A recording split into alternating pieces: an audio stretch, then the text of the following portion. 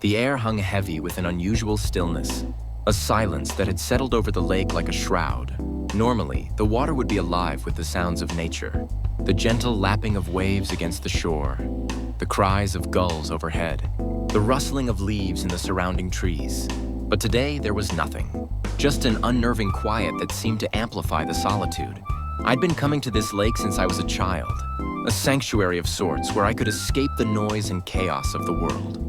I knew its moods, its rhythms, the way the sunlight danced on its surface, and I knew instinctively that this silence was different.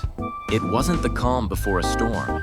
It was something else entirely, a palpable feeling of anticipation that sent a shiver down my spine. The trees stood sentinel, their branches motionless as if holding their breath. Even the wind, which usually whispered through the leaves, seemed to have vanished. The lake mirrored the sky, a vast expanse of unbroken blue, reflecting the stillness of the world above. It was a perfect, almost eerie symmetry. I sat on the familiar wooden dock, the rough planks cool beneath my fingertips, and watched the water.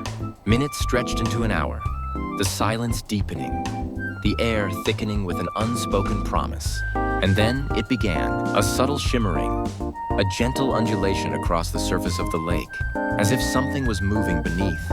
It wasn't violent, not a disturbance, but a slow, deliberate stirring, as if awakening from a deep slumber. Slowly, the shimmering intensified, spreading across the entire lake, creating an ethereal glow. The water began to shift, to swirl, to transform. I watched, mesmerized, as the familiar blue gave way to a kaleidoscope of colors. Emerald green, sapphire blue, amethyst purple. It was as if the lake itself was breathing, alive with an energy I couldn't comprehend.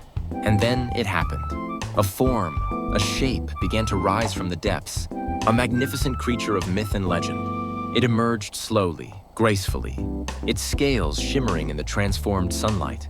The creature was ancient, wise, and its presence filled the lake, the surrounding forest, and my very soul. In that moment, I knew I was witnessing something extraordinary, something that would change my perception of the world forever. The silence had not been an absence of sound, but a prelude, a harbinger of the wonder that was about to unfold.